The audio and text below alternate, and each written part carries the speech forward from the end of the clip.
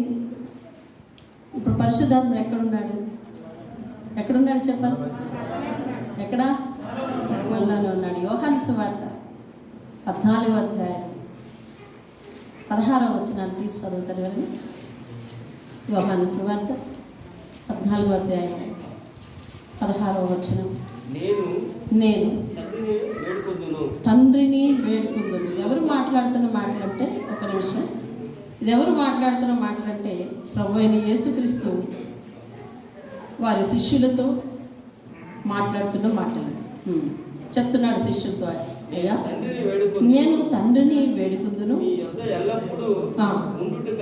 మీ యొద్ద ఎల్లప్పుడూ ఉండుటకై ఆయన వేరొక ఆదరణకర్తను అనగా సత్యస్వరూపియగు ఆత్మను మీకు అనుగ్రహించును. దేవునికి స్తోత్రం కలుగును. ఆయన ఏం చేస్తానంటున్నాడు? వేడుకుంటాడంట ప్రభువు తండ్రిని వేడుకుంటాను, మీ మధ్య ఉండటానికి వేరొక ఆదరణకర్త, సత్యస్వరూపి అయిన ఆదరణకర్తను. చదవండి 25వ వచనం. నేను మీ యొద్ద ఉండగానే ఈ మాటలు మీతో చెప్పి తిని, ఆదరణకర్త అనగా తండ్రి నా నామమున పంపబోము పరిశుద్ధ. ఇప్పుడు ఇందాక ఎవరిని పంపుతానన్నాడు? ఆదరణకర్తను పంపుతానన్నాడు. ఆ ఆదరణకర్త అంటే ఎవరు? ఇది ఇక్కడ వాక్యం చెప్తుంది. ఎలాగట? తండ్రి తన నామమున, అంటే దేవుని పేరున వస్తున్న ఆత్మ అంట. దేవుని స్తోత్రం గారు. ఆ పేరు పెట్టుకుని వస్తున్న ఆత్మ, యెహోవా పేరు పెట్టుకుని వస్తున్న ఆత్మ అనగా యెహోవా ఆత్మ. దేవుని స్తోత్రం కలుగును. పరిశుద్ధ ఆత్మ ఎలాగట? సమస్తమును మీకు బోధించి నేను చెప్పిన సంగతులన్నీ కూడా మీకు జ్ఞాపకం చేయి. దేవుని స్తోత్రం కలుగును. హల్లెలూయా. మరొక మాట 16వ వచనాన్ని నేను మళ్ళా చదువుతున్నాను. మీ యొద్ద ఎల్లప్పుడూ ఉండుటకై. ఎక్కడట? మీ యొద్ద ఎల్లప్పుడూ ఉండుటకై. మీరు వాక్యాన్ని పరిశీలిస్తారని పరిశీలనగా మీకు చూపిస్తున్నాను. 17వ వచనంలో 3వ లైన్ చూడండి. 3వ లైన్ చివరి, ఆయన మీతో కూడా, ఆయన ఎవరు? పరిశుద్ధ ఆత్మ. పరిశుద్ధాత్మని ఈయన ఏమని సంబోధిస్తున్నాడు? ఆయన. అర్థమైందండి? ప్రభు అయిన యేసుక్రీస్తు గౌరవిస్తున్నాడు. ఆయన అని గౌరవిస్తున్నాడు. ఆయన గౌరవించాడు అని అంటే ఎవరిని గౌరవిస్తున్నాడు? ఆది యందు ఉన్న ఆ ఆత్మను గౌరవిస్తున్నాడు. ఆ ఆత్మే కదా ఈ భూమి మీదకు శరీరధారి అయి. దయచేసి ఎవరు కన్ఫ్యూజ్ అవ్వద్దు. తండ్రి అయిన యెహోవా వేరు, కుమారుడు వేరు, పరిశుద్ధాత్మ వేరు అనే ఆలోచన ఎవరిలో ఉండడానికి వీలు. తండ్రి అయిన దేవుని ఆత్మ మనందరి పాపముల కొరకు రక్తము కార్చటం తప్పనిసరి కాబట్టి శరీరధారి ఈ లోకమునకు వచ్చింది. శరీరధారి, శరీరాన్ని ధరించుకొని వచ్చింది ఆత్మ. ఇప్పుడు ఈయన మన కొరకు మరణించి తిరిగి ఎక్కడికి వెళ్ళాలి? పరలోకమునకు ఆరోహణమై వెళ్ళిపోయేటప్పుడు మనకు అన్ని విషయాలలో తోడుండటానికి పరిశుద్ధాత్మ అనే ఆదరణకర్తనంట. ఆదరించటానికి మరి ఆయనను మన మధ్య ఉంచుతున్నాడంటే. ఎలా ఉంచుతున్నాడంటే ఆయన మీతో కూడా నివసించును, మీలో ఉండును. దేవుని స్తోత్రం. ఏమని చెప్తున్నాడు? మీతో కూడా నివసించును, మీ వద్ద ఉండును, మీలో కూడా ఉండును. ఇప్పుడు పరిశుద్ధాత్మ ఎక్కడుంది చెప్పండి? ఎలా ఉంది? నాలో ఉంది. దేవుని స్తోత్రం. ఎక్కడుందండి పరిశుద్ధాత్మ? నాలో ఉంది. నాలో ఉంది, నాతో ఉంది. చెంగేసుకోండి అమ్మా, కరెక్ట్గా చెంగేసుకోండి. నాలో ఉంది, నాతో ఉంది. దేవుని స్తోత్రం. హల్లెలూయా. కాబట్టి ఇది నా ప్రతి పరిస్థితి, ఆ పరిశుద్ధాత్మ నా ప్రతి పరిస్థితిని కూడా తెలుసుకుంటుంది. ఆ శూనేమీరాలైన స్త్రీ తపన చెందుతుంది. అయ్యో నా భూమి ఏది? అయ్యో నా ఆస్తి ఏది? నేను ఇప్పుడు ఎవరి దగ్గరికి వెళ్ళి విన్నవించుకోవాలి అని అన్నప్పుడు పరిశుద్ధాత్మ తలంపు పెడుతున్నాడు. ఏమని? ఈ దేశపు రాజు దగ్గరికి వెళ్ళి కలవండి. అప్పుడు ఆమెకు ఆలోచన వచ్చింది. వెంటనే నడిచి వెళ్తుంది. ఈ లోపల పరిశుద్ధాత్ముడు అక్కడ ఏం చేస్తున్నాడో తెలుసా? ఆమెకు సంబంధించిన సాక్ష్యాన్ని రాజు దగ్గర వినిపిస్తున్నారు. ఆమె ఎంటర్ అయింది. అక్కడ వాక్యం మీరు చాలా జాగ్రత్తగా పరిశీలించారో లేదో, ఆ బిడ్డను పట్టుకొని కూడా ఎంటర్ అయింది.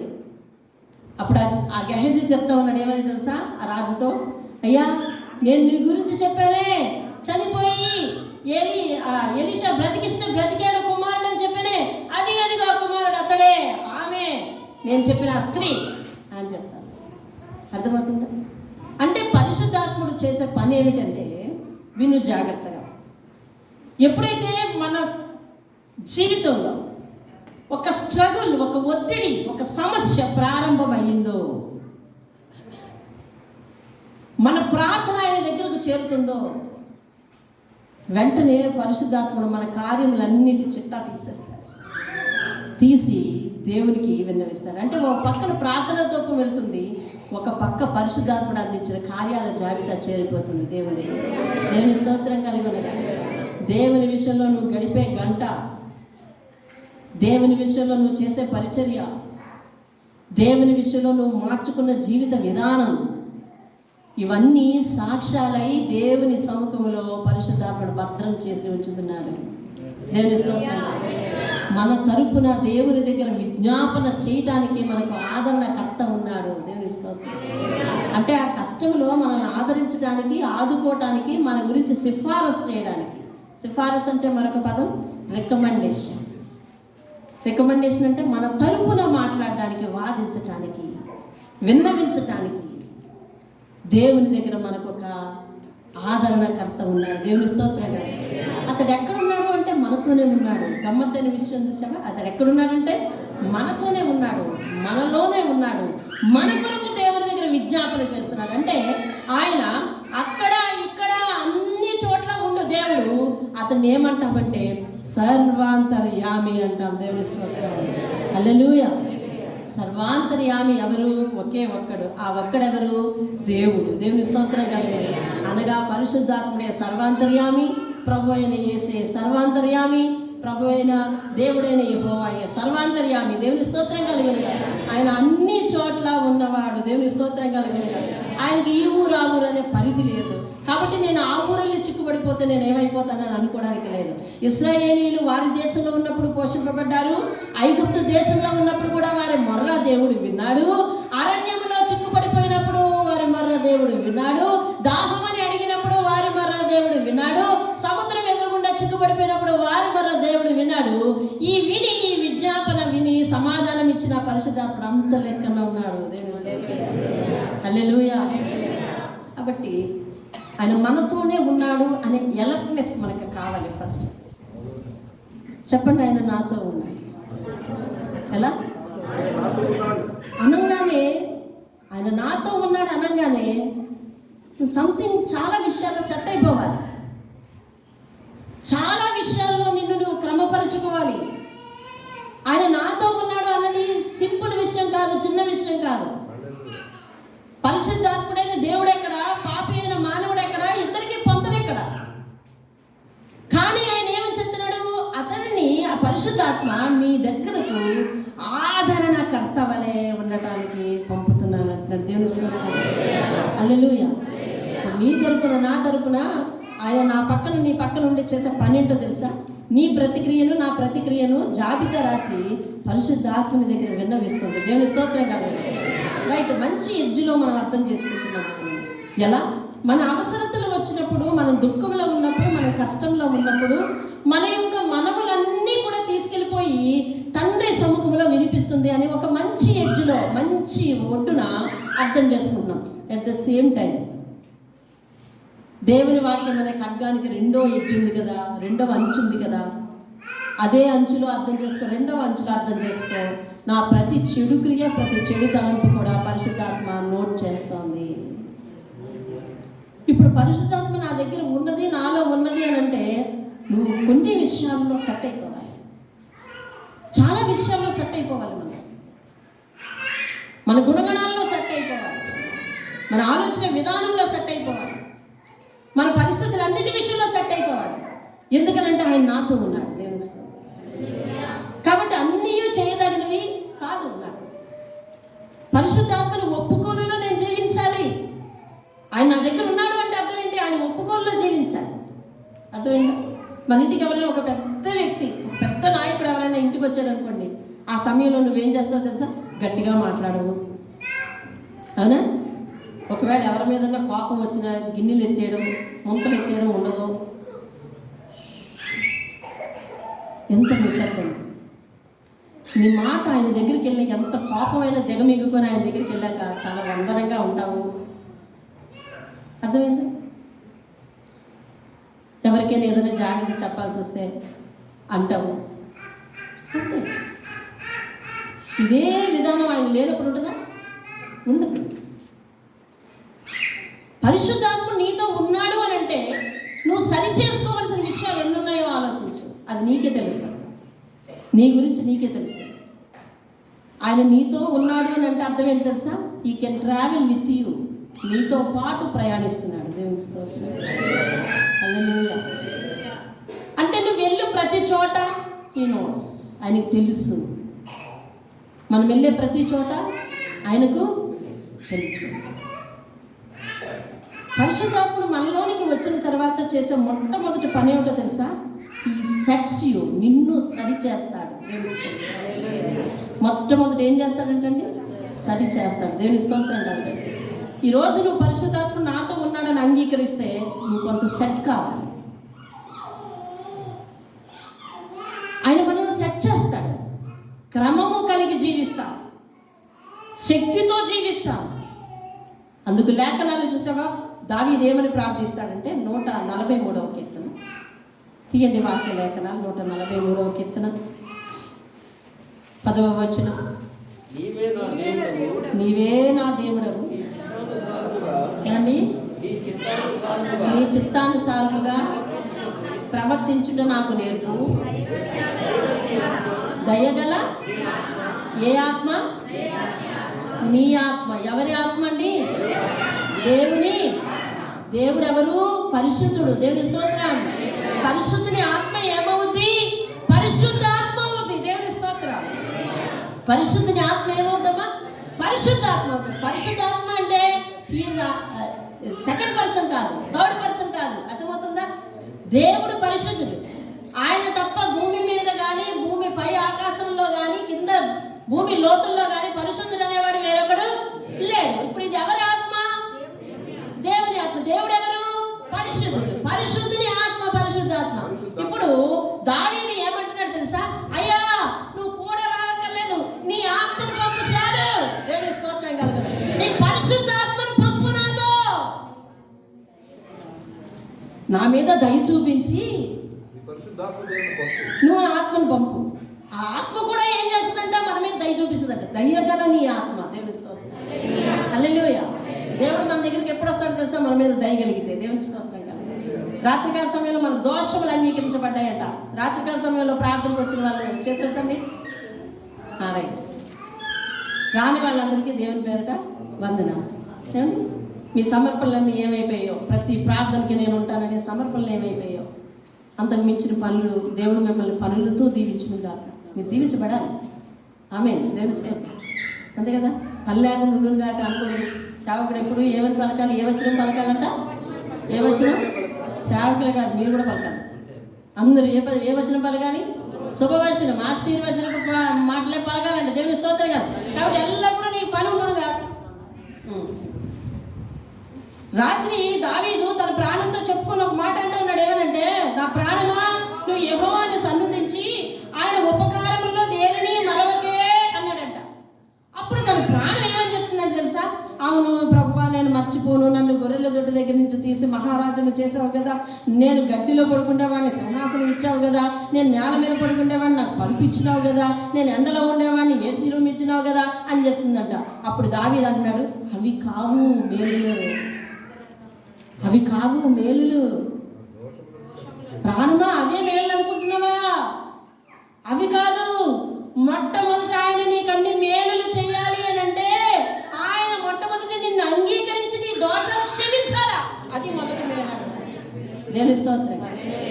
ఏం చేయాలంటే మనల్ని ఏది నీకు జరిగిన మేలు జాబితా చెప్పమంటే ఏ ఒక్కరు చెప్తారు నా పాపములు క్షమించబడ్డాయని? చెప్పం. మనకు అలవాటైపోయింది ఈ రకమైన సాక్ష్యం కదా.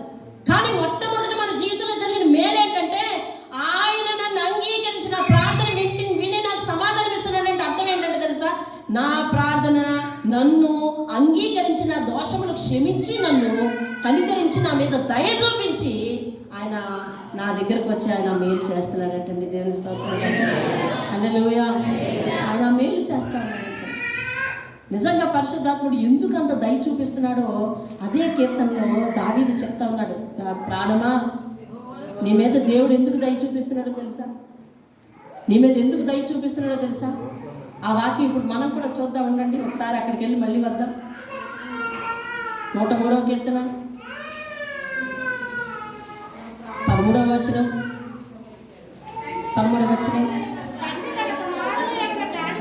తండ్రి తన కుమారుని ఎడల జాలి పడినట్లు యెహోవా తన యందు భయభక్తులు గలవారి మీద జాలి పడును. ఎందుకు జాలి పడతాడో కారణం కింద నుండి చదవాలా? ఆయన మనము నిర్మింపబడిన రీతి తెలిసే ఉన్నది చాలు. అదండి కారణం. నిన్న ఆయన క్షమించడానికి గల కారణం ఏంటో తెలుసా? 11వ వచనంలో చెప్పేశాడు. ఏమన్నా తెలుసా? మన నీతిని బట్టి కాదు. 10వ వచనంలో మన నీతిని బట్టి కాదు, మన యథార్థతను బట్టి కాదు, మన క్రియలను బట్టి కాదు ఆయన మనల్ని కనికరించేది. ఆకాశం భూమి కంటే ఆకాశం ఎంత ఉన్నతంగా ఉన్నదో అంత ప్రేమ నీ మీద ఉంది. ఆయన ఎందుకు భయభక్తులు గల వారి మీద అంత ప్రేమ ఉన్నది ఆయనకు. అలాగే పడమరకు తూర్పు ఎంత దూరమో అంత దూరంగా నీ అతిక్రమములు విసిరివేశాడు. అలా విసిరివేయడానికి గల కారణం ఏమిటి అని అంటే, నువ్వు ఎలాగ తయారు చేయబడ్డావో ఆయనకు తెలుసు కదా. ఎలా తయారు చేయబడ్డావు? ఆయన చేతుల్లో. దేవునిస్తూ ఎలా తయారు చేయబడ్డావండి? ఆయన చేతుల్లో తయారు చేయబడ్డావు. అంటే ఇప్పుడు దేవుడట చెప్తున్నాడు, జాగ్రత్తగా వినండి. పరిశుద్ధాత్మను చెప్తున్నప్పుడు నేను వినాలని జాగ్రత్తగా వినండి, జాగ్రత్తగా ఎత్తుకోండి, వినండి, వాక్యాన్ని వినండి. ఏమండి?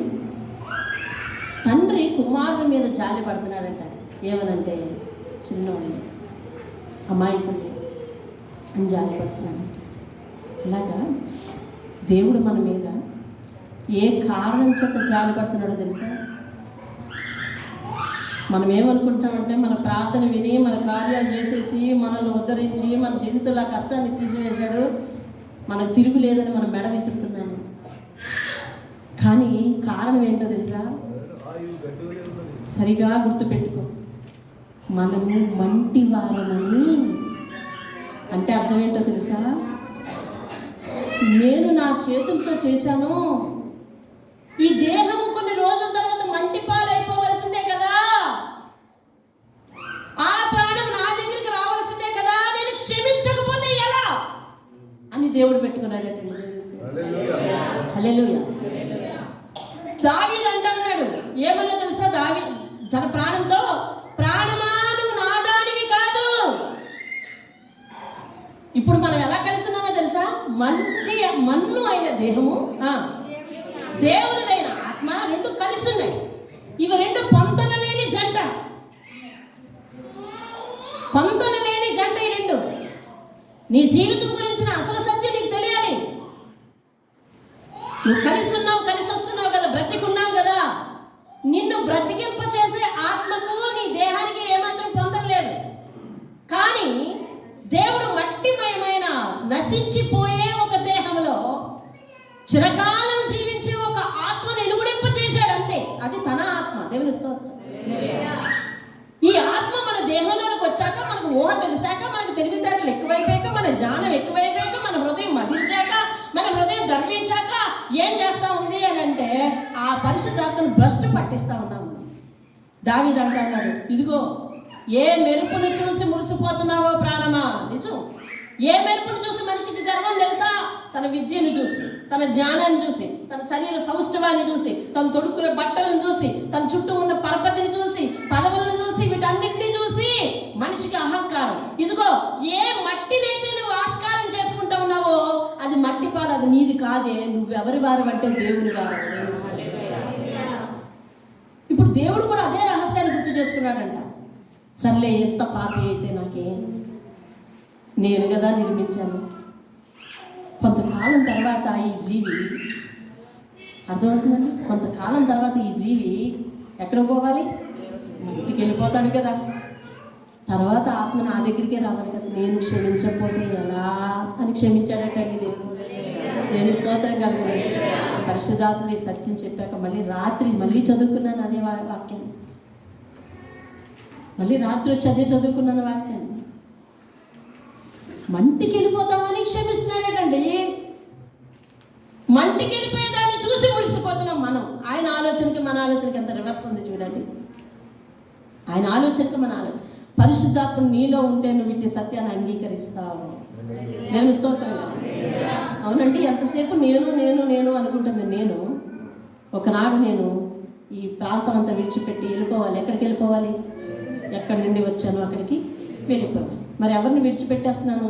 నా దేహాన్ని ఇక్కడ విడిచిపెట్టేస్తాను. అంటే ఇది నాది కాదు. నీ దేహాన్నే నీది కాదనుకొని బ్రతికే స్థితి నీకుందా? అట్టి స్థితిలోనికి నడిపిస్తాడు పరిశుద్ధాత్ముడు. పరిశుద్ధాత్ముడు ఎందులోకి నడిపిస్తాడు అంటే మనలను సర్వసత్యంలోనికి నడిపిస్తాడు. అందుకని సత్యస్వరూపియోగ ఆత్మ అని దానికి పేరు. దేవుడు. ఈరోజు మనిషి నడిచే విధానంలో తేడా వచ్చింది, నిలబడే విధానంలో తేడా వచ్చింది, అలంకారంలో తేడా వచ్చింది, ఆర్భాటంలో తేడా వచ్చేసింది. ఇవన్నీ ఎందుకు తేడా వచ్చింది అంటే మనిషి తాను ఎంతకాలమో ఏమిటో ఇది అర్థం కావట్లేదండి. అందుకనే చేసిన పాపానికి శిక్ష వెంటనే రాకపోయేసరికి చేసుకుంటా చేసుకుంటా చేసుకుంటా పోతా ఉన్నాడు మనిషి. కానీ దేవుడు ఎందుకు దయతలుస్తున్నాడంటే తెలుసా? నువ్వు మంటి వాడవని, నువ్వు మంటి దానవని, నేను మంటి దానని నన్ను క్షమిస్తున్నాడటండి. అంటే అంటే మన ముగింపు ఆయనకి తెలుసు కదా. ఎంతమంది తెలుసు ఆ విషయం? దేవునికి తెలుసండి? చెప్పండి. నా ముగింపు ఎలా ఉందో ఎవరికి తెలుసండి? దేవునికి తెలుసా? మొన్న ఎప్పుడో సువార్త చేస్తున్నప్పుడు దేవుడు చెప్తాను, అన్నీ గూగుల్లో అడుగుతుంటే చెప్తుందంటే కానీ నేను ఎప్పుడు చనిపోతానో అడుగుతుంటే చెప్తలేదంట కదా. నేను ఎప్పుడు చనిపోతానే గూగుల్ అని అడుగు. అసలు నేను ఎలా చనిపోతానే గూగుల్ అడుగు. నేను ఎక్కడ చనిపోతానే గూగుల్ అడుగు. చెప్తుందా? చెప్పదు. మన ముగింపు ఎలా ఉందో తెలిసి జాలి పడుతున్నాడటండి ఈరోజు దేవుడు. మనం మంటిలోకి వెళ్ళిపోతామని తెలిసి జాలి పడుతున్నాడంటే దేవుడు. ఈ కరిగిపోయే అందాన్ని, కరిగిపోయే సౌష్ఠవాన్ని, అద్వైత క్షణకాల ఆడంబరాన్ని చూసి దేవుని దగ్గర పాపం చేసుకుంటా పోతున్నాము మనము. దేవుని స్తోత్రం. కొన్నాళ్ళ తర్వాత మంటికి చేరిపోవాలి మనిషి. నా దగ్గరికి రావాల్సిన ఆత్మ నేను క్షమించకపోతే ఎలా అని క్షమిస్తున్నాడటండి దేవుడు. దేవుని స్తోత్రం కలగాలి. హల్లెలూయా. ఈరోజు నేను క్షమించబడ్డాను అన్న వారందరూ చేయి చూపించండి. ఎందువల్ల క్షమించబడ్డావో తెలుసా? నీ నీతి కార్యాల వల్ల, నీ కార్యాల వల్ల కాదు. దేవుడు తన మహాకృపను నీ మీద ఉంచి జాలి అంటండి. అయ్యో, ఈ మనిషి వైభోగం అంతా కొన్ని రోజులే కదా, తిరిగి మంటికి చేరతాడు, నా దగ్గరికి రావాలి అని చెప్పి క్షమిస్తున్నాడంటండి. దేవుని స్తోత్రం కలుగుగాక. హల్లెలూయా. ఆయన ప్రేమకు వందనాలు చెప్పు, ఆయన కరికినానికి వందనాలు చెప్పు, ఆయన తలంపుకు వందనాలు చెప్పు. దేవుని స్తోత్రం. మంటి వారం ఆ విషయాన్ని జ్ఞాపకం చేసుకోండి. పరిశుద్ధాత్ముడు మనల్ని అటువంటి నిజంలోనికి తీసుకెళ్తాడు. ఆ నిజాన్ని గ్రహించి జీవిస్తావా? నీ దగ్గర పరిశుద్ధాత్మ ఉంది. ఆ నిజాన్ని గ్రహించి జీవిస్తావా? నీ దగ్గర పరిశుద్ధాత్మ ఉంది. అది కాక దానికి వ్యతిరేకంగా జీవిస్తామా? మన దగ్గర పరిశుద్ధాత్మ లేదు. నా దగ్గర మీ అందరికంటే పెద్ద బైబిల్ ఉంది, అవును కదా? ఒప్పుకోరా? ఉందా? అంతకంటే పెద్ద బైబిల్ మీరు చూపించండి. లేదు, ఇంతకంటే పెద్ద బైబిల్ కూడా కొనేసాను నేను. ఇక రేపు ఖర్చులు అయిన తర్వాత ఇక్కడ పెడతాను. రాత్రులు అందులోనే చదువుకుంటాను. నాన్నగారు కొన్నానా? ఇంత బైబిల్ కొన్నాను. ఎంత బైబిల్ ఉన్నా పరలోకి గట్టు ఎక్కనివ్వడు అని చెప్తున్నా. పరలోకి గట్టు ఎక్కనివ్వడు. పరిశుద్ధాత్మ నడిపింపులోనికి నువ్వు రావడానికి ఇష్టపడితే ఒప్పుకుంటాడండి దేవుడు. హల్లెలూయా. దావీదు అన్నాడు ఏమన్నా తెలుసా? ప్రాణమా, నువ్వు గర్వించిపోవడానికి వీల్లేదు. ఆయన నీ ప్రాణమును సమాధి నుండి విడిపించి విమోచించున్నాడే. ఏ సమాధి నుంచి? ఈ లోకంలో మన అందరూ సమాధికి వెళ్ళమన్న వాళ్ళు చేయి చూపించండి. ఏ సమాధి నుంచి విడిపించాడు? మరి నరకం అనే నిత్య సమాధి ఉందండి. అందులోకి వెళ్ళినోడు ఎవరు కూడా తిరిగి రావడానికి వీల్లేదు. ఇక్కడ జైలుకి ఉన్నది లిమిట్. యావజ్జీవ కారాగార శిక్ష చేసినోడు కూడా తిరిగి రావచ్చు.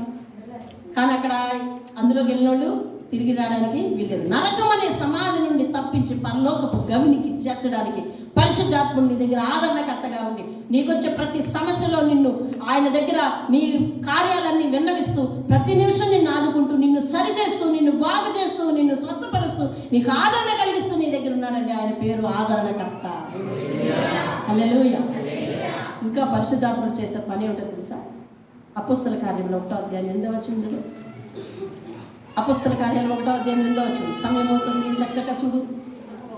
ఇంకా అనేక మంది జీవితాలు మన ముందు దేవుడు ఉంచబోతున్నాడు. పరిశుద్ధాత్ముడు చేసే కార్యాలవన్నీ కూడా ఆయనను పరిశుద్ధాత్మ మీ మీదికి వచ్చినప్పుడు ఏం పొందుతారండి? ఏం పొందుతారండి? శక్తి నొందెదరు కనుక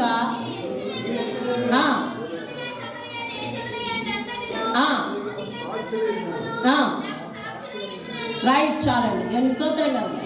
పరిశుద్ధాత్మ ఉన్నవాని మరొక లక్షణం, పరిశుద్ధాత్మ ఉంటే ఏం చేస్తామంటే తెలుసా? శక్తి పొందుతామంట. దేవుని సన్నిధిలో నిలబడడానికి నీరసం ఉండదు. కొన్ని శరీరం సహకరించకపోయినా ఆత్మకు నీరసం ఉండదు. చాలా మంది సాక్ష్యం ఇస్తారు, నేను చాలా బలహీనతో వచ్చానండి, దేవుని ఆత్మ వలన శక్తి పొందుకున్నానని సాక్ష్యం ఇస్తారు. కారణం ఏంటంటే పరిశుద్ధాత్మ నీలోనికి వచ్చి నిన్ను శక్తివంతులను చేస్తారు. దేవుని స్తోత్రం. హల్లెలూయా. అందుకనే నేను అది వరకు చాలా మందికి చెప్పేదాన్ని ఏమనంటే, నీకు లేచే ఓపిక లేకపోయినా, పైకి లేచే ఓపిక లేకపోయినా, మంచం మీద ఉండైనా ఆయన కొరకు ప్రార్థన చేస్తూ ఉండు, చేస్తూ ఉండు, చేస్తూ ఉండు. ప్రార్థన చేస్తూ ఉంటే ఎవరు వస్తారు మనలోనికి? పరిశుద్ధాత్ముడు వచ్చి ఏం చేస్తాడంటే తెలుసునండి, ఏం చేస్తాడంటే మనకి శక్తి ఇస్తాడంట. దేవుని స్తోత్రం. చెప్పేదన్నా శక్తి ఇస్తాడు మనకి. కానీ ఒక విచిత్రమైన విషయం ఏంటంటే, మనకు ఆరోగ్యం బాగోనప్పుడే ప్రార్థన చేయడానికి మనసు లేదంటాం. అదేంటండి, నాకు ప్రార్థన చేయడానికి మనసు రాలేదండి, నా ప్రార్థన చేయడానికి మనసు రాలేదండి, అసలు ప్రార్థనే చేయబుద్ధి లేదండి అని అంటే అది దురాత్మ. అంటే మనల్ని పరిశుద్ధాత్మ విడిచిపెట్టి వెళ్ళిపోయి దురాత్మ వస్తుందేమో ఆలోచించండి.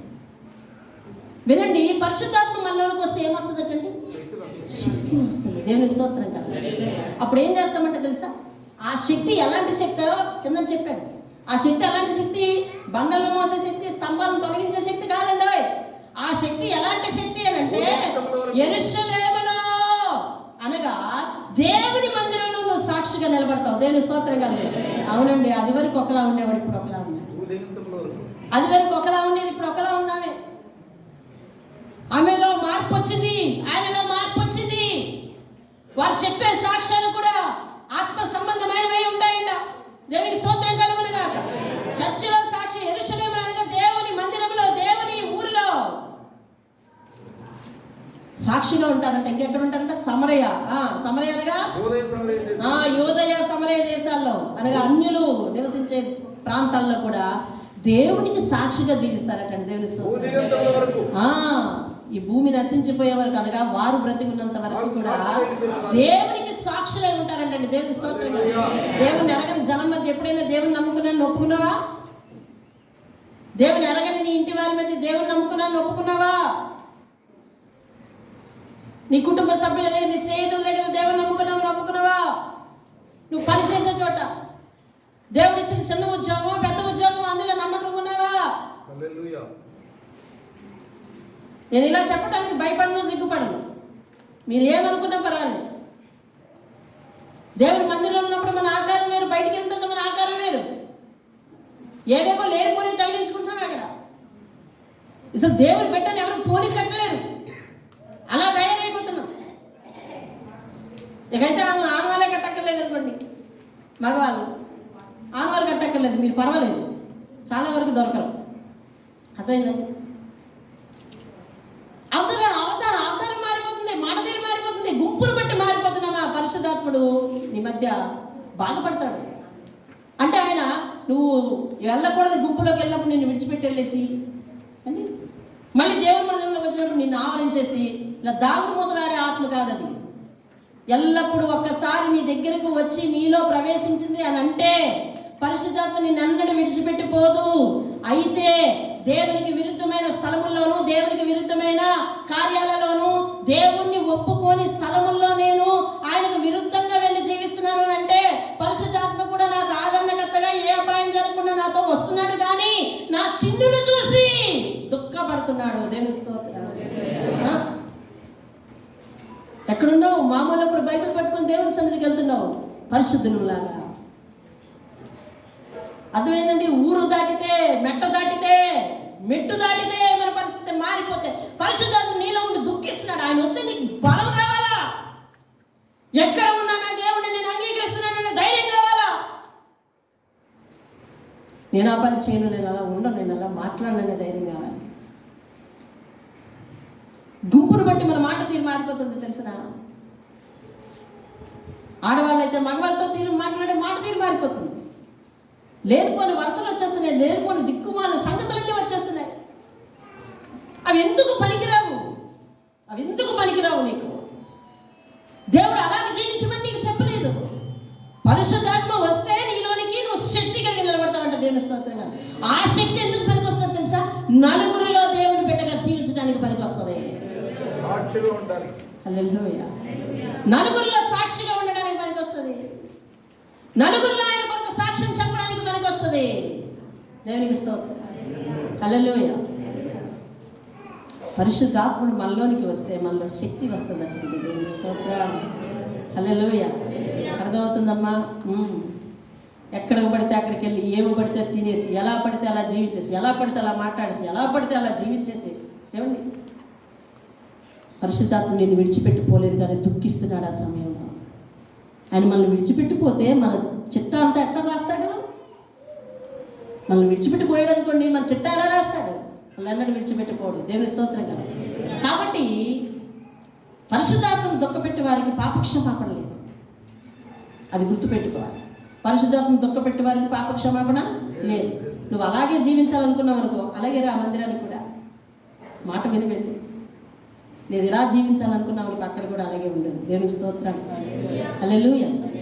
పరిశుద్ధాత్మ చేసే ఇంకా పనులు చాలా ఉన్నాయి. దేవునికి స్తోత్రం కలుగును. పరిశుద్ధాత్మ మన మీదకి వస్తే శక్తి పొందుకుంటామంట. దావీదు ఏమని ప్రార్థించాడు? అయ్యా దయగల నీ ఆత్మ ఏమంటుంది? 143 కీర్తన 10వ వచనం చూడండి. ఏమన్నది? ఏంటండి?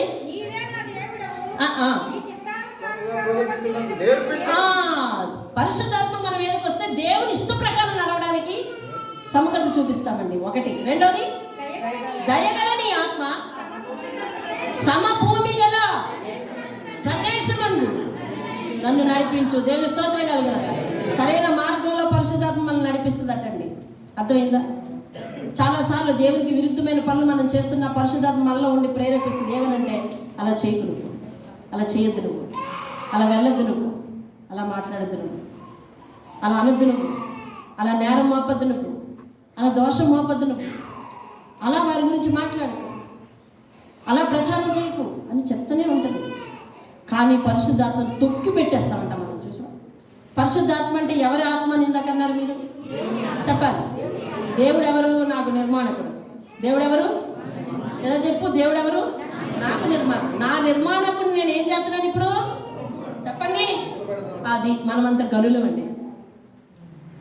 మనమంత గనులు, ఘనాపాటులు తెలుసా? దేవుడు చూడొద్దు అన్నాడు. పరిశుద్ధాత్మ అనే చెప్తారు. మనం ఏదో చూడకూడదని చూస్తూ ఉన్నప్పుడు పరిశుద్ధాత్మ దేవుడు నీకేం చెప్పవద్దు, చేయకు, చూడద్దు, వద్దు అన్నాడు. పర్లేదు ఊరుకో, అయిపోయి. పర్లేదు ఊరుకో, అయిపోయి. పరిశుద్ధాత్మను తొక్కి పెట్టే ఘనాపాటలు అండి మనం. అందుకే మన జీవితం కొన్నిసార్లు సహాయం పొందక తొక్కి పెట్టవలసిన పరిస్థితి వస్తుంది. కానీ దేవుని విషయంలో ఆలస్యం చేయట్లేదు.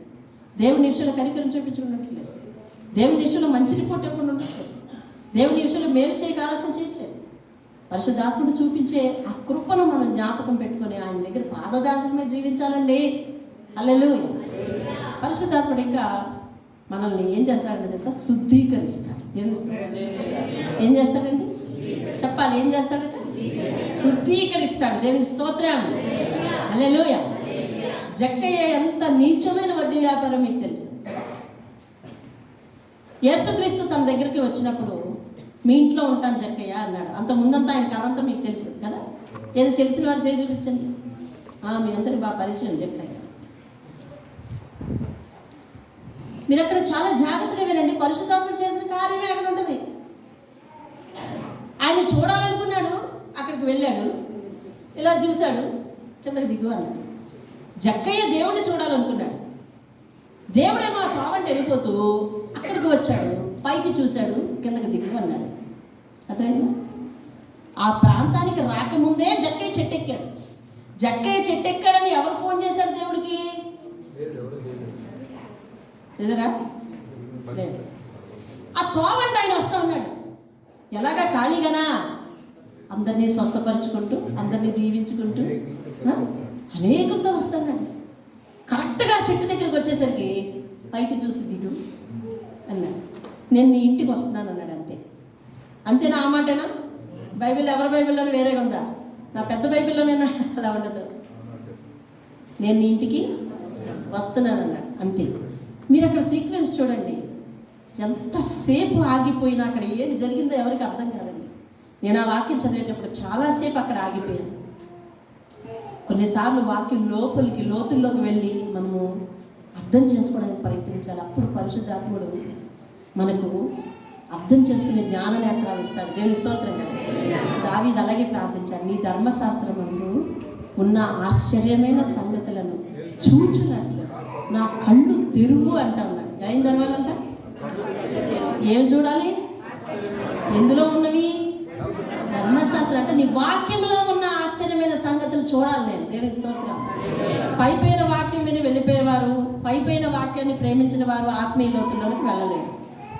అందుకే వాళ్ళు ఏదో ఒక సమయంలో పడిపోతుంటారు. అర్థమవుతుందండి? ఒక్క ఫ్రెండ్ చాలు వాడిని పడగొట్టడానికి. అర్థమైందా? ఒక ఫోన్ కాల్ చాలు వాడిని పడిపోవడానికి. పెద్ద పెద్ద ప్రమాదాలు జరిగిపోకల్లా ఒక్క ఫోన్ కాల్ చాలు పడిపోవడానికి. అర్థమైందా? దేవుని మందిరాన్ని ఆదివారం వదిలిపెట్టేసి ఎక్కడెక్కడికి వెళ్ళిపోతా ఉన్నాం. ఒక్క ఫోన్ కాల్ చాలు నిన్ను చూడాలని అనిపిస్తుంది అంటే సరే ఇవి అర్థమైందంటే మనలో ఉన్న పరిశుద్ధాత్మ మనల్ని బతిమాలుతున్నా మనం ఉండవు. ఈ మందిరంలో ఉన్న దేవుని కట్ట నువ్వు ఒక్కొక్క అవయవాన్ని అయ్యున్నావంట. ఆదివారం నువ్వు ఇక్కడ లేకపోతే నువ్వు అంగవైకల్యుడిగా దేవుని మిగిల్చినట్టు అని దేవుని వాక్యం కొరింథీయులకు రాసిన పత్రికలు చెప్తా ఉంది. రైట్, విను. ఈ పరిశుద్ధాత్మ చెప్తున్నా, పరిశుద్ధాత్మ చేసిన సంగతులు జాగ్రత్తగా విను. యేసయ్య నీ ఇంట ఉండవలసి వచ్చింది అంటాం. ఆ వాక్యం చదివేటప్పుడు ఆ అలర్ట్నెస్ చదవాలి మనం. అయ్యా ఇందులో ఏం జరిగింది, ఏం గుప్తమైందో బాబు. ఈ సొంత ఆలోచన చొప్పించకూడదు. పరిశుద్ధాత్మ చెప్తూ నువ్వు వినాలి అంతే. ఆయన లోపలికి వెళ్ళాడు, కూర్చున్నాడు, అంతే. అక్కడంతా సైలెన్స్. అవునా కదా? అంతా సైలెన్సేనా? చుట్టూ ఉన్న శిష్యులందరూ సైలెన్స్ అయిపోయారు. జక్కయ్య లాంటి ఇంటి దగ్గరికి ఈయన వచ్చేసాడు. ఇప్పుడు ఏం మాట్లాడతాడో అని వీలు చూస్తుంది. బయట వాళ్ళందరూ బయటికి రానే ఆయన అడిగేద్దాం అంటున్నాడు. జక్కయ్య లాంటి పాపిష్టోడు ఇంటికి నువ్వు వెళ్తావా అని అడిగేద్దాం అని ఆలోచిస్తున్నాడు. సరే, ఎవరు ఎలాగ చూసినా కానీ, ఎవరు ఏ దృష్టితో చూసినా కానీ లోపల యేసయ్య ఇంక మాట్లాడడం మానేశాడు కదా.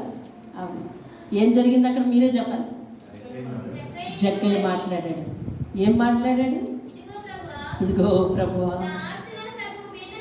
నా ఆస్తిలో సగం మీదకి ఇచ్చేస్తున్నాను. నేను ఎవరి దగ్గరైనా అన్యాయంగా దేన్నైనా తీసుకున్నాను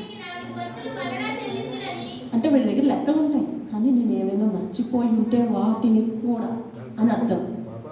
అదేనా? ఎవరి దగ్గరైనా తీసుకొని ఉంటే అంటే తీసుకొని లేను, ఒకవేళ ఉంటే కాదని. నేను మర్చిపోయినవి ఉన్నా కానీ అందుకని ఏమేమి మర్చిపోయినా నాకు తెలియదు కాబట్టి 4 ఎందులు ఇచ్చేస్తానయ్యా, ఇచ్చేస్తాను. నిన్ను చూసిన తర్వాత న్యాయంగా ఎలా జీవించాలో నాకు అర్థమవుతుందయ్యా. నిన్ను చూసిన తర్వాత అబద్ధం ఆడకూడదని అర్థమవుతుందయ్యా. నిన్ను చూసిన తర్వాత పరిశుద్ధంగా జీవించాలని అర్థమవుతుందయ్యా. నిన్ను చూడాలంటే రూపం చూడాలనుకున్నాను, కానీ నువ్వు మనసుల్లో ఇంత మార్పు తెప్పిస్తావని నాకు తెలియదయ్యా. మనిషిలోనికి ఇంత జీవాన్ని పంపిస్తావని నాకు తెలియదయ్యా. నీలోని ఉన్న పరిశుద్ధాత్మ నాలోనికి వచ్చి నా పాపాలను కడిగేస్తుందన్న విషయం నాకు తెలియదు. మామూలుగా రూపంగా అందంగా ఉన్నవు లేదో, ఆశ్చర్యకార్యాలు చేస్తున్నావు, నువ్వు ఏ ఆకారంలో ఉంటావో చూద్దాం అనుకున్నాను, కానీ ఇంతటి మనిషిని కడిగేసి మనిషి జీవితాన్ని మార్చి పరిశుద్ధపరిచేటటువంటి ఆత్మ కలిగిన వాడవని నాకు తెలియదు. అందుకని చెప్తున్నాను, నేను ఎవరి దగ్గరైనా అన్యాయంగా తీసుకుని మర్చిపోయి ఉంటే నాకు అసలు విషయం తెలియదు కాబట్టి వాళ్ళకి నాలుగింతలు తిరిగి పేదలకు అమ్మేస్తానయ్యా. నేను మారిపోతున్నాను. మురికి జీవితంలో ఉండను నేను, ఇంకా మురికి జీవిలాగా ఉండనయ్యా. నా పాప జీవితానికి స్వస్థ చెప్తా. ఎవరి జీవితాల్లో సంతోషం మిగల్చినటువంటి మూర్ఖ జీవితం నాది. నేను ఇప్పుడు అందరి జీవితంలో సంతోషాన్ని నింపుతానయ్యా. పట్టెడు అన్నం పెట్టి ఎవరి కడుపు నింపలేదయ్యా. వాళ్ళ దగ్గర ఉన్నది పేదలను కూడా కనికరించకుండా లాక్కున్నాను. అంత మూర్ఖుడిని నేను. ఇప్పుడు వెళ్ళి అందరికి ఇచ్చేస్తానయ్యా. వాళ్ళ కడుపులు నింపుతాను. ఆకలితో ఎవరున్నారో చూస్తాను. నాకు ఇచ్చిన ఈ సంపదను బట్టి అందరినీ దీవించి అందరి మీద కనికరం చూపించి అందరికీ భిక్ష పెడతానయ్యా. ఎవరైనా ఏమైనా అన్నారా చెప్పేని? కానీ పరిశుద్ధాత్ముడు లోపలికి వెళితే హృదయాలు అంత ప్యూరిఫై అవుతాయండి.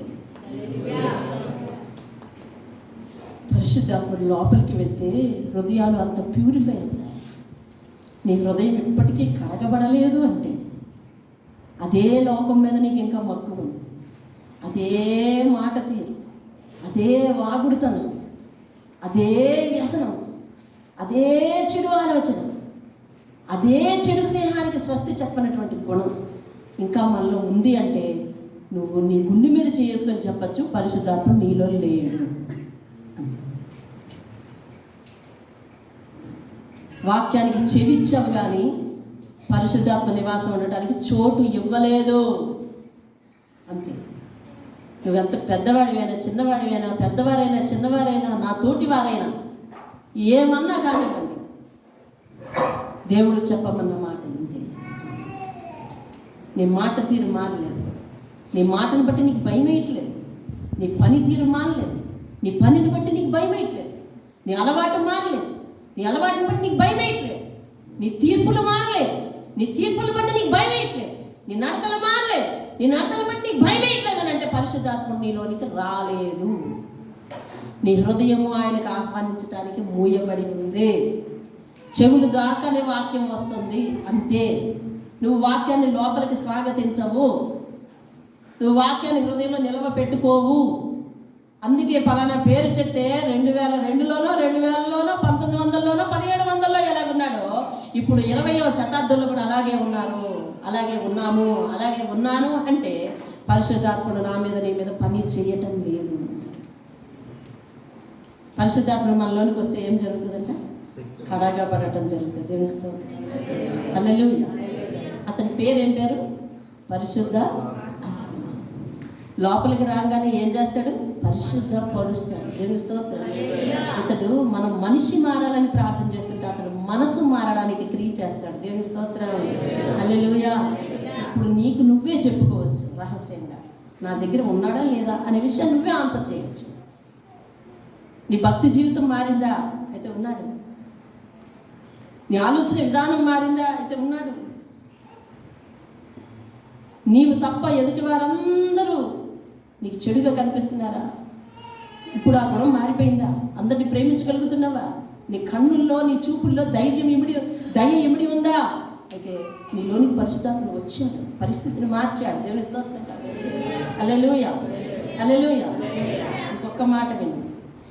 పరిశుద్ధాత్మ మనలోనికి వస్తే హృదయం ఏమవుతుందని చెప్పారండి? ప్యూరిఫై అవుతుంది. చెప్పండి, ప్యూరిఫై అవుతుంది. దేవుని స్తోత్రం కాదు. వెంటనే పరిశుద్ధాత్మ మన దగ్గరికి వచ్చిన తర్వాత మన హృదయం ప్యూరిఫై అవ్వడం, మన హృదయం కడగబడ్డమే కాక పాపం మీద అసహ్యత కలుగుతుంది. చెప్పండి. పరిశుద్ధాత్ముడు చేసే కార్యాలు ఏమిటి? సమభూమి మీద అంటే సరైన మార్గంలో మనల్ని నడిపిస్తాడు. రెండవది శక్తితో నింపుతాడు, సాక్షులుగా ఉంచుతాడు, మన హృదయాలను పరిశుద్ధపరుస్తాడు, పాపం మీద అసహ్యత కలిగిస్తాడు. ఐదవది దేని మీద అసహ్యత కలిగిస్తాడు? చెప్పాలి. దేని మీద అసహ్యత కలిగిస్తాడు? మరొకసారి చెప్పాలి. దేని మీద అసహ్యత కలిగిస్తాడు? పాపం అనగా ఏమి?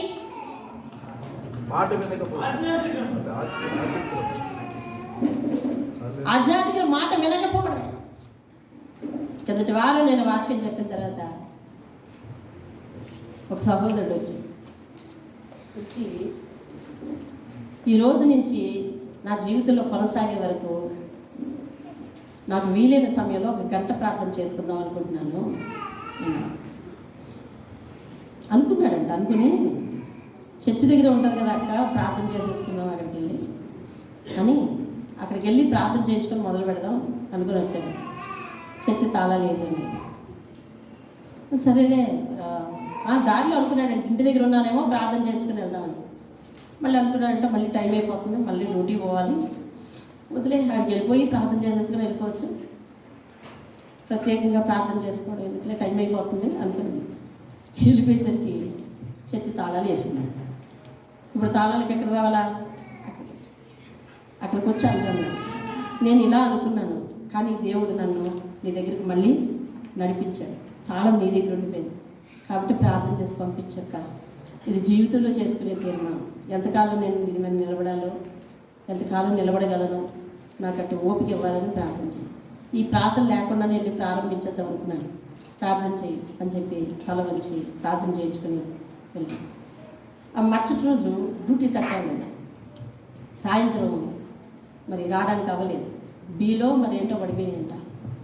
ఉదయాన్నే వెళ్ళొచ్చి మళ్ళీ సాయంత్రం నా కోసం ఎదురు చూస్తావు కదక్క, తీర్మానం ఏమైందని అనుకుంటాం అందుకుని ఇక ఉదయం వెళ్ళి ప్రార్థన చేసి వెళ్ళిపోతున్నాను అని రోజు ఆ నైట్ షిఫ్ట్లు పడినంత వరకు కూడా ఫోన్ చేస్తున్నాను. అంటే నేను అంటున్నాను, దేవుని విషయంలో ఒక సుదీర్ఘమైన సమర్పణ ఎలా వచ్చింది? ఎవరు చెప్పారు? కిందటి వారం వీడియో తీయండి, వాక్యాలు ఎక్కడైనా నువ్వు గంట ప్రార్థన చేసి సమర్పించుకో అన్నారా? అని పరిశుద్ధాత్ముడు దేహంలోనికి వస్తే కొత్త కొత్త సమర్పణలు వస్తాయి. దేవునిస్తూ ముందు బయట గడిపే సమయం అంతా దేవుని సన్నిధిలో గడపాలని అనిపిస్తుంటుంది. బయట గడిపే సమయం అంతా దేవుని వాక్యంతో గడపాలని అనిపిస్తుంటుంది. బయట గడిపే సమయం అంతా దేవుని పాదాల దగ్గర గడపాలని అనిపిస్తుంటుంది. ప్రార్థన చేయడానికి ఆసక్తి ఎక్కువ వస్తుంది. అర్థమవుతుందా? ప్రార్థన చేయటంలో నువ్వు నిమగ్నం అయిపోతే దేవుడు పరిశుద్ధాత్మ చేత అభిషేకిస్తుంటాడు నేను. దేవుని స్తోత్రం కలుగును. హల్లెలూయా. అప్పుడు నువ్వు ఎలాంటి స్థితిలో ఉన్నా నువ్వు లేచి నిలబడతావు, నువ్వు బలవంతురాలు అవుతావు, నువ్వు బలం కలిగిస్తాడు దేవుడు, నీ ఎముకలకు బలం కలిగిస్తాడు. నువ్వు శక్తి లేని దానివైన గంటలు నిలబడి దేవుని కొరకు ప్రకటించగలవు. దేవుని స్తోత్రం కలుగును. హల్లెలూయా, హల్లెలూయా. దేవుని సహాయము అర్థించటంలో అంత బలం ఉందండి. పరిశుద్ధాత్మ నీలోనికి రావడంలో అంత బలం ఉంది.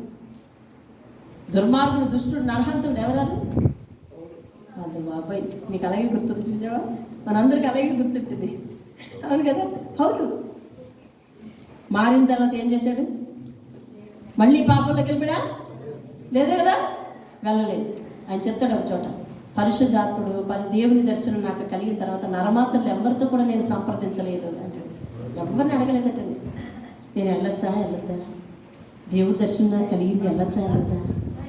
ఈ పదవి వదిలేసి ఏం చేయను, ఈ ఉద్యోగం వదిలేసి ఏం చేయను, ఈ ఫాలోయింగ్ అంతా వదిలేసి ఏం చేయను, ఏమిటి ఈ దౌర్జన్యం వదిలేసి ఏం చేయను, నాకు చిటికేస్తే 100 మందిని పిలిచి 100 మంది మీదకి పంపించడానికి ఇష్టం నాకు, ఇదంతా ఏం చేయనని అడగలేదటండి.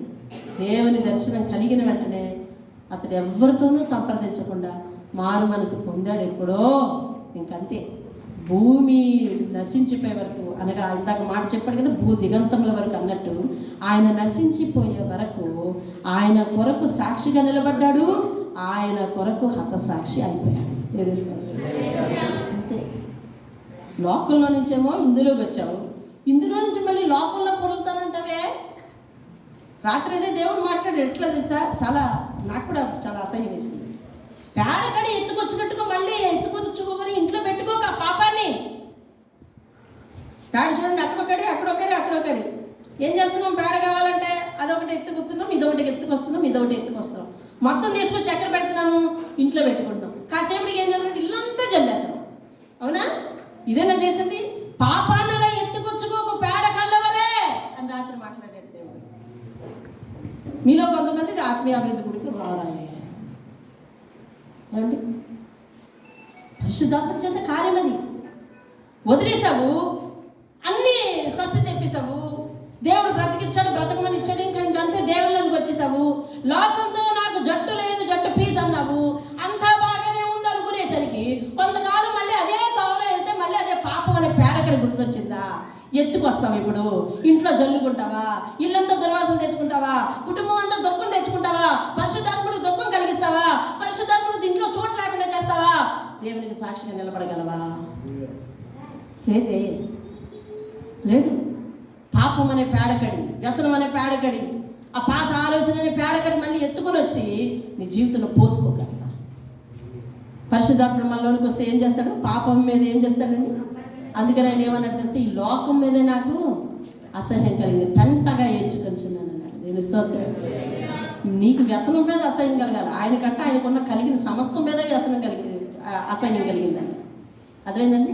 అంటే అతని అధికారం మీద అసహ్యం కలిగింది, అతని పదవుల మీద అసహ్యం కలిగింది, అతని దౌర్జన్యం మీద అసహ్యం కలిగింది, తన గుణగణాల మీద అసహ్యం కలిగింది, అన్నిటి మీద అసహ్యం కలిగింది.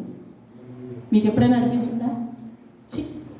ఎలా జీవించండి రా బాబు పాతకాలంలో అని అనిపించిందా మీ మీద? మీకు ఎప్పుడైనా అలా అనిపించలేదా? అనిపించకపోతే కొంతవరకు పశ్చాత్తాపం లేదని లోపం ఉందేమో. దేవుణ్ణి ఎలగకుండా అంతకాలం ఎలా జీవించావు? విగ్రహారాధన చేస్తూ అంతకాలం ఎలా జీవించావు? సర్వోన్నతుడైన దేవుణ్ణి ఎలగకుండా అంతకాలం ఎలా జీవించావు?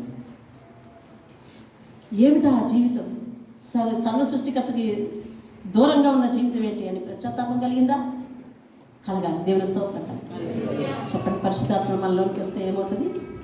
మనం శక్తి కలిగి ఎక్కడ ఉన్న యెరూషలేములోను అనగా దేవుని మందిరంలోను బయట ప్రాంతంలో కూడా దేవునికి సాక్షులుగా ఉంటాం. దేవుని స్తోత్రం కలుగును. చక్కని మార్గంలో నడుస్తాం. దేవుని స్తోత్రం కలుగునుగా. శక్తి పొందుకుంటాం. దేవుని స్తోత్రం కలుగునుగా. అలాగే పరిశుద్ధాత్మ మనలోనికి వస్తే మనల్ని ప్యూరిఫై చేస్తాడు, మన హృదయాన్ని పరిశుద్ధపరుస్తాడు, ఇంకా మనల్ని సర్వసత్యంలోనికి నడిపిస్తాడు, మనల్ని పాపం మీద అసహ్యం కలిగేలాగూ చేస్తాడు. దేవుని స్తోత్రం కలుగు. అయ్యో అనవసరంగా వదిలిపెట్టి వచ్చేసాను అనుకున్నావా? ఈ పాపం మీద ఇంకా ఏమన్నట్టు? మక్కువ ఉన్నట్టు, పాత జీవితం మీద మక్కువ ఉన్నట్టు. కాబట్టి అటువంటి స్థితి మనలో ఎవరిలోనూ ఉండడానికి వీల్లేదు. దయగల ఆత్మ నీ దగ్గరికి వచ్చి నేను అభిషేకించి నడిపించిన గాక. మోకరించండి. వీళ్ళున్న వారందరూ మోకరించండి. మన జీవితాలను సరిచేసుకోవటానికి పరిశుద్ధాత్ముడు మనకు తోడుంటాడు. నీవెలా నడవాలో, ఎటువైపు నడవాలో దేవుడు దిక్సూచిగా ఉంటాడు. మరొక విషయం జాగ్రత్త వినండి. మరొక విషయం అలా మోకాళ్ళ మీద ఉండి వినండి, లేకపోతే ఎలా వీలైతే అలా వినండి. పరిశుద్ధాత్ముడు మన ప్రతి క్రియను గమనిస్తాడు అనటానికి అపొస్తల కార్యాలు 5వ అధ్యాయంలో అననీయ సప్పీర ఇద్దరు భార్యాభర్తలు ఉన్నారు. మీకు తెలుసా? అననీయ సప్పీర ఉన్నారు తెలుసా? వాళ్ళు ఏమన్నారు? ఆ అపొస్తలులందరి దగ్గరికి వెళ్ళి, బాబు అందరూ కానుకలు ఇస్తున్నారు, మాకు కూడా కానుకలు ఇవ్వాలని ఉంది, కాబట్టి మేము కూడా మా భూమి అమ్మేసి మొత్తం అంతా నీకు ఇచ్చేస్తాము అన్నారు. పాపం పేతురు కూడా సంతోషపడ్డాడు. వెళ్ళారు, భూమి అమ్మారు. చాలా ఎక్కువ డబ్బు వచ్చేసింది. ఆ ఎక్కువ డబ్బు వచ్చేసేసరికి తీసుకొచ్చి ఇప్పుడు ఇవ్వాలి కదా. వీళ్ళిద్దరు కూడబలుకుంటున్నారు, ఇద్దరు మొక్కలు చూసుకుని. ఏమని కూడబలుకుంటున్నారు? ఏం చేద్దాం అంటే ఏదో ఒకటి చేయంటుంది ఆవిడ. సగం డబ్బు దాచేద్దాము, ఇంతే వచ్చిందని చెప్తాము, పేతురు మాత్రం తెలిసేటి అని చెప్పి తీసుకెళ్ళి ఇచ్చిన వెంటనే చేతిలోని తీసుకుని అక్కడ ఒక మాట అంటాడండి పేతురు. ఎవరైనా ఓపికంటే తీసి చదవగలరా? అననీయ కొంత దాచుకుని అదిగో ఎవరిని మోసపుచ్చావంటున్నాడండి? నన్ను మోసపుచ్చవల్లే. పరిశుద్ధాత్ముడిని మోసపుచ్చుటకు ఎందుకు ఇంత ధైర్యం చేశావు అంటే, ఇప్పుడు పరిశుద్ధాత్ముడు ఎక్కడున్నాడు? వాళ్ళ ఇంట్లో డబ్బులు లెక్కించుకుంటున్నాడు. చూసావా? కాబట్టి దేవునికి ఎలాగ సమర్పణ చేసుకున్నావు? ఏ అరగంట ప్రార్థన, ఏ గంట ప్రార్థన, ఏ పదవ వంతు, ఏ జీతంలో పదవ వంతు, ఏ పరిస్థితుల్లో పదవ వంతు, ఏమండి అన్నీ కూడా. అమ్ము తన మొదటి జీతం దేవునికి ఇద్దామని సమర్పణ చేసుకుని మొట్టమొదటి ఎంత వస్తే అంత ఇస్తామని చెప్పి తాను పనిచేసే చోట ఓటీలు చేసి, అంటే ఓవర్ డ్యూటీలు చేసి, ఆ టైం టేబుల్ అలా వేయించుకొని ఓవర్ డ్యూటీలు చేసి మొత్తము దేవుని సన్నిధికి తన జీతం 45,000 అయితే రెట్టింపు శాలరీ 90,000 మొట్టమొదటి జీతంగా మొట్టమొదటి దేవునికి ఇచ్చేది. నేను ఎక్కువ ఇస్తే నా జీతాన్ని దేవుడు అంత చేస్తాడేమో అని చెప్పి ఒక నెలలో తన జీతాన్ని రెట్టింపు చేసుకోవటానికి తను ఓవర్ డ్యూటీలు చేసి, అర్థమైందండి, ఓవర్ డ్యూటీలు చేసి వారు నిరంతరం సెలవులు పెట్టకుండా వచ్చినందుకు మరొక 15,000 బోనస్ ఇయ్యగా ఈమె చేసిన ఓవర్ డ్యూటీలు అన్నీ కలిపి డబుల్ శాలరీ వచ్చేటట్టుగా 90,000 మొన్న నా వాట్సాప్లో వేసి ఇది పూర్తిగా రూపాయి కూడా తగ్గకుండా దేవుని పనిలో పెట్టండి, చర్చిలో పెట్టండి అని చెప్పింది. దేవుని స్తోత్రం కదండి. హల్లెలూయా. అలాగే నా పిల్లలు వారి మొదటి శాలరీ, అలాగే వారి సంపాదనలో 10వ వంతు ఖచ్చితంగా ఈనాటికి కూడా పైసలతో సహా తీస్తాను. మొన్న ఎవరో లోన్ పెట్టుకున్నాను పిలిచారండి 10వ వంతు ఇవ్వటానికి. లోన్లో 10వ వంతు ఏంటి? లోన్లో 10వ వంతు అంట చూడండి. అలాగే దేవుడు మనం ప్రేమించి ఏవేమో ఇస్తూ ఉంటాడు. ఆ లెక్కలేమిటో, వాక్యం ఏం చెప్తుందో అవన్నీ గ్రహించుకోండి. వాక్యం ఏం చెప్తుందో దాన్ని గ్రహించుకోండి. మీరందరూ వాక్యం చదవని వారు ఉంటే ఆ సంఘంలో పదే వాటి కోసం పలానా దగ్గర ఈ వాక్యం ఉంది, పలానా దగ్గర ఈ వాక్యం ఉందని నొక్కి చెప్తారు. వాక్యం చదివేవారే కదా మీరు, కాబట్టి వాక్యం మీద దృష్టి పెట్టండి. ఏమండి, సంపాదన విషయంలో, డబ్బుల విషయంలో, ఏ సమర్పణ అయినా చేసుకున్నావా ఆ సమర్పణ విషయంలో, ఏదైనా మానేసుకుంటానన్నావా దాని విషయంలో, మళ్ళీ పేడకెళ్ళకి తీసుకొచ్చి ఎత్తుకోకుండా చాలా జాగ్రత్తగా ఉండాలండి అన్ని విషయాల్లో కూడా. దేవుని స్తోత్రం కలుగుతుంది. హల్లెలూయా. ప్రార్థన చేద్దాం. పరిశుద్ధాత్మ మనలో ఉంటే ప్రతిదీ కూడా పిన్ను ఆలోచించే స్థితి ఇస్తాడు. ప్రతిదీ కూడా పిన్ను ఆలోచించాలి. మనమేమో మనకు కాని వ్యక్తుల విషయంలో ఆలోచిస్తూ ఉంటాం పిన్ను అలా ఒత్తికించి. పరిశుద్ధాత్మ మనలోనికి వచ్చిన తర్వాత మన ఆలోచన విధానాన్ని మారుస్తున్నాడు ఆయన. మన మార్గాలు, మన తలంపులు, మన పరిస్థితులన్నీ కూడా మారుస్తున్నాడు.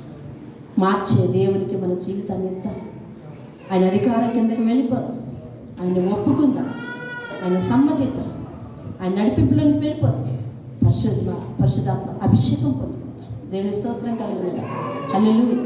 పరిశుద్ధాత్మ మన మీద ఉంటే విస్తారంగా శక్తి కలిగి ప్రార్థన చేస్తామంటాడు.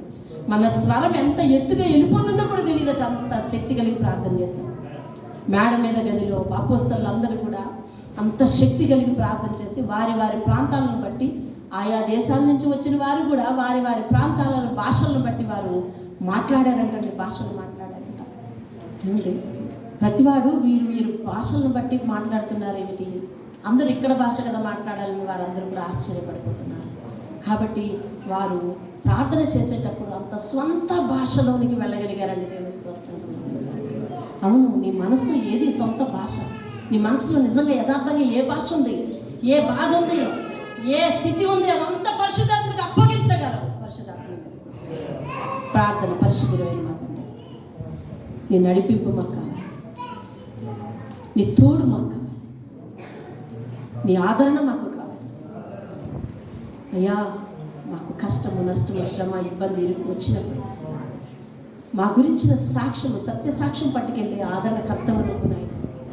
అట్టి దేవుడు మాతో కూడా ఉండాలి, మాలో ఉండాలి, మా దగ్గర ఉండాలి. మా హృదయాలను ప్యూరిఫై చేయాలి. పాపం మీద అసహ్యత పెంచుకుని, నీ మీద ఆసక్తి పెంచుకుని నిన్ను మా హృదయంలో నిలవుంచుకోవాలి. అట్టి శక్తితో మేము నిలబడాలి, సాక్షులుగా నిలబడాలి. మా వాతావరణం మార్చుకోవాలి, మా హృదయాలు నీకు ఇష్టకరంగా చేసుకోవాలి. మా ప్రార్థన విధానాలు, భక్తి జీవితాలన్నీ కూడా నీకు ఇష్టకరంగా చేసుకోవాలి. మా పరిచర్య విధానం మార్చుకోవాలి. మా ప్రతిఫలాలు ఇచ్చుటిలో మా ప్రవర్తన మారిపోవాలి. మా హృదయం విశాలంగా ఆలోచించి ఇవ్వగలగాలి.